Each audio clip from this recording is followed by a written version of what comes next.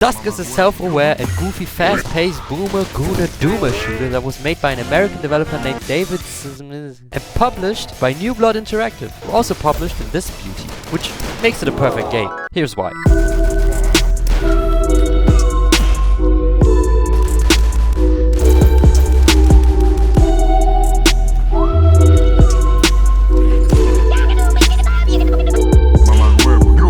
The first thing you will notice when opening up the game is and the very aggressive 6 sounds you hear when you press any button on the screen. And also, the music. Oh shit, Kanye West! This game is divided into 3 episodes. Each episode, or chapter, consists of 11 levels. 10 normal and 1 secret. The 10th level is usually a boss level. The difficulties range from accessible to Duskmare. Duskmare being the mode where you can only use your melee weapons. Or as I like to call it, the London Challenge. This graphically distinct game is a game that lets you play as Big John's biggest nemesis. A very athletic and also concerningly quiet protagonist given the Lovecraftian horrors he faces. You fight through unique and beautifully handcrafted areas to reach the exit at the end of a level. Kind of like Doom. And yes, this is how the game looks like.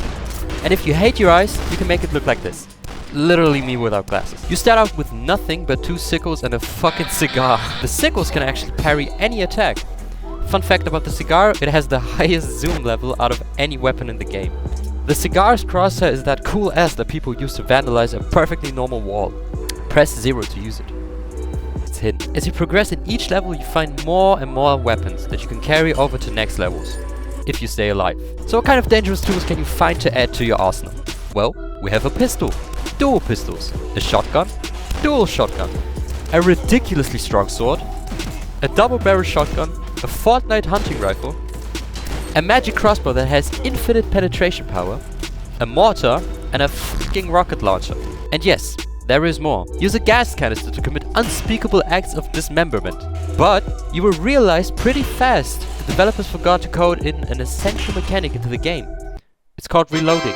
Yes, you heard me right. You can't reload in this game. Instead, when you press R, your character spins his weapon. Just on a side note, this is literally what Valorant should have implemented, not this flex shit. What is this? Are there any other means to protect yourself? Yes. It's called soap. No joke. Soap is the strongest thing you can find in this game. It one-hits every enemy. I know this game can appear creepy at first because of the enemy design and atmosphere. But remember, you are the main character, unfazed by all the shit you see. So unfazed even that you decide to do backflips to flex on these creatures. I'm not kidding, you can actually do backflips in this game. And front flips. By the way, your wacky movement speeds is something they fear. You slide, jump, and almost fly across the entire map at incredible speeds. This game has level varieties that range from claustrophobic to, hey, I can see my house from here. This game has a feature every other game should have, which is called level selection. I don't know why The Last of Us Part 2 is literally the only game that I know of that did this.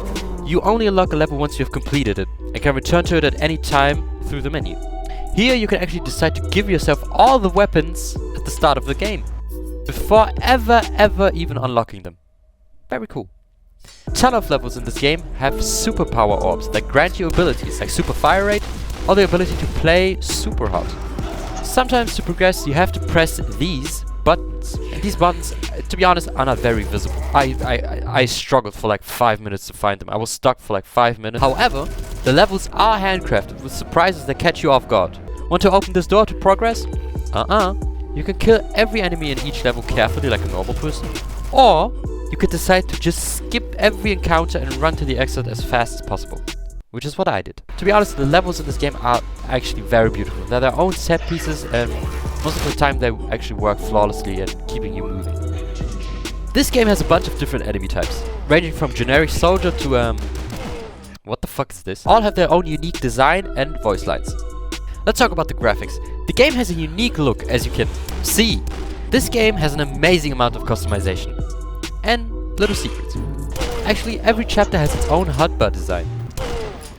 Very nice. This is what the developers intended. There's a lot you can change to your liking in this game, and it's amazing. I'm all for it.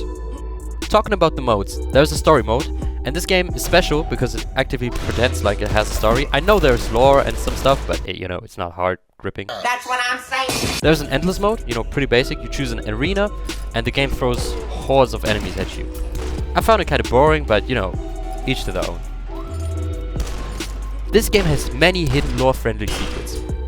Like I mentioned before, the soap that you can use to kill an ungodly amount of unwashed baboons outside of your house. It is a game that is crafted with love, and you can see it at every single detail. It has a charm and a personality. That is something that you rarely see. This is why Dusk is a perfect game and everyone should play it. Or at least try it. 10 out of 10.